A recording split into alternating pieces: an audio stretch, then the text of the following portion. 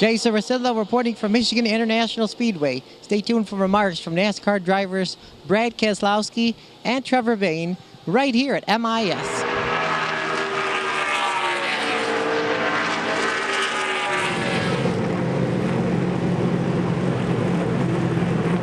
Well, I mean, it's good.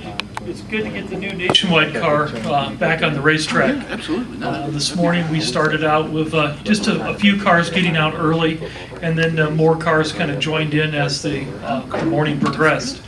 Walking through the garage and talking with some of the drivers, we have a good feel for the car. The balance is good on the cars. I think probably the majority of the garage started maybe just a tick tight today, and have been working on some stuff.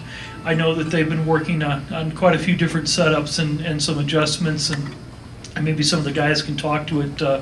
One of the things that I have seen that's noticeable on the cars is there's been a number of teams making some adjustments on the car by using the earpieces on the rear spoiler. And that's one of the things that we gave to the teams with the new Nationwide car to make some adjustments, and I think we've seen a lot of teams taking advantage of that this morning. Brett, we'll open it to you also with the same question, maybe some things we've learned this morning. Well, I think Joe's kind of summed it up pretty well. We'll let the drivers tell you about their cars and the balance.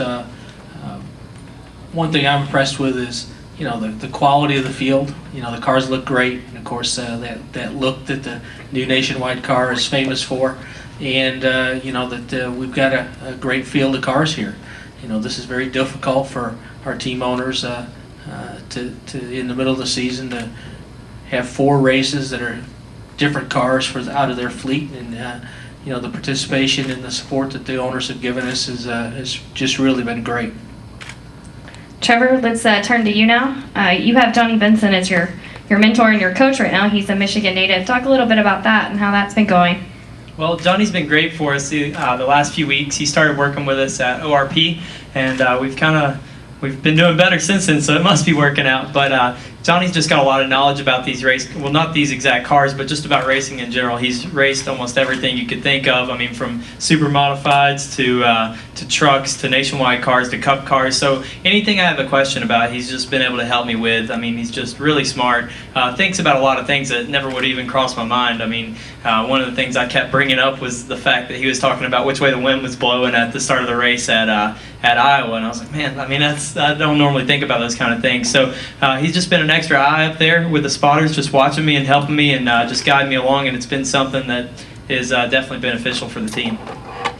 Brad, you are the defending race winner here for this race, as well as the Nationwide points leader, and it's also your home track. Talk a little bit about coming here and maybe how your practice session went with this morning. Yeah, sure. Well, last year was definitely a lot of fun, and would love to come back here and do the same. So working real hard on that, and our whole Discount Tire and Ruby Tuesday Dodge Challenger team, I used to say Challenger, but trying to make the car a little bit better. I think we're just okay. Got a little bit of work to do, so looks like Carl and Kevin, especially Kevin, looks to be really, really fast. So got a little work to do to catch up with them, but we're kind of flogging away on that. Feel like we'll make some headway here after lunch and see what we can do. All right, we'll now go to the media for questions. Please raise your hand. We'll start with Bob Pockers here. Bob Pockers, Sing Daily for Brad. You're about 6 miles per hour off the full speed from here a year ago. Does it feel slow, and is it as loose as you expected? Well, keep in mind that the pull speed is a reflection of being in qualifying trim, and I don't think any of the cars right now are in that. So, I think probably more realistically, you'd have to look at practice speeds to get a good idea, more than qualifying speeds. So, and practice speeds, from what I can tell, aren't too far off. I don't remember exactly what they were, but I remember being in the 40-second bracket. So, maybe it was high 39s, right in that range. So we're pretty close, closer than I thought we were going to be.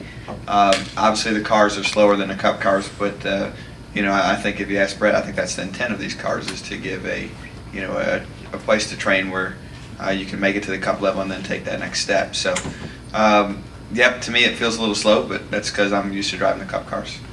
Well, I think surprisingly, a lot of them said tight. I don't know about Brad's car, but a lot of them are fighting tight actually, and I didn't think that was going to be an issue at all.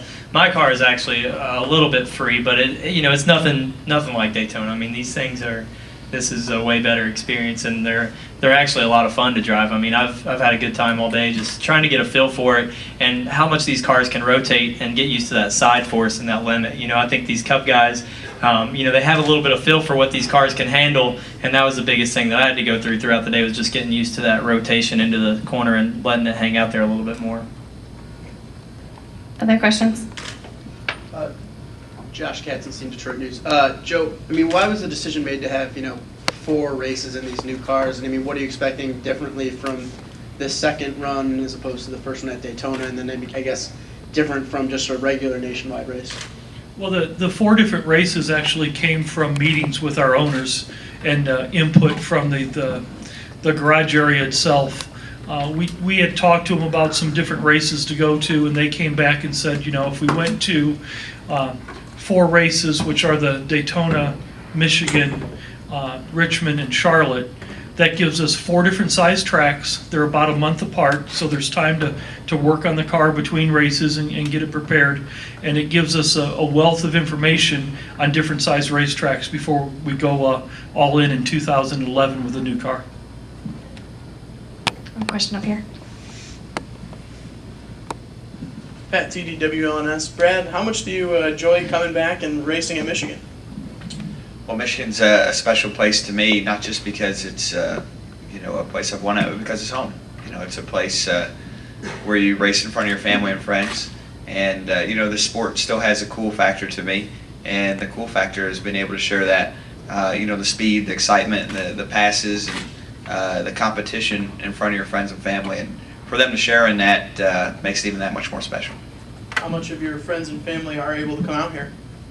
As many as Joe will give passes. So, grandstand Have you seen the Keselowski grandstand?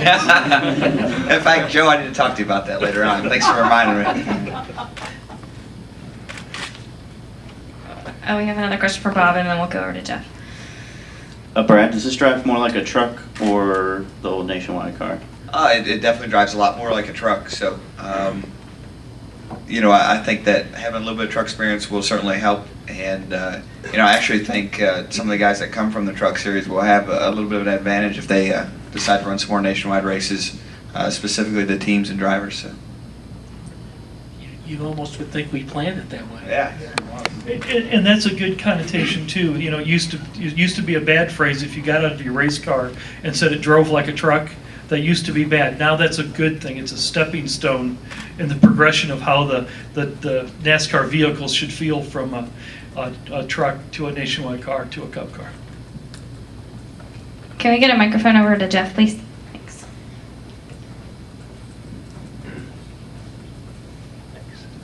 Jeff Hood of RacingToday.com. This is for Joe. I noticed that tomorrow there's 8.5 hours between the garage opening and the first car hitting the track. I'm assuming that's for the cars to go through tech. Can you kind of talk about that process, and will that be kind of whittled down as you get into Richmond and Charlotte? Yeah, well, one of the things that we looked at with the new cars is our inspection process does change. And with a change in inspection process, we need to get the teams trained to what the level of expectation is at each one of the stations. And we started at Daytona, which is a long inspection process, and there's more steps at Daytona. We looked at the inspection process, and we wanted to make sure that we had ample time to get all the cars inspected before we go on the racetrack tomorrow. We didn't want to have that practice session start and have a car not ready to go because of an inspection issue. So we built in plenty of time to do that, and we'll take a look at that as the year progresses to see if we can make tweaks to the schedule. And I'll have my stopwatch out or whatever tomorrow to look at it for how we start setting up schedules for next year as well. Go to Reed. Reed Spencer with Sporting News for Joe. I think at Daytona you mentioned the figure 62% of old Cup chassis being certified as the new car. Just curious as to whether more people are building from the ground up at this point, and whether that's fallen off a little bit. It's roughly about the same number right now. I don't have the exact percentage with me, but it's very close to that. I think right now we're probably 133, 136 chassis that are certified in the Nationwide Series right now.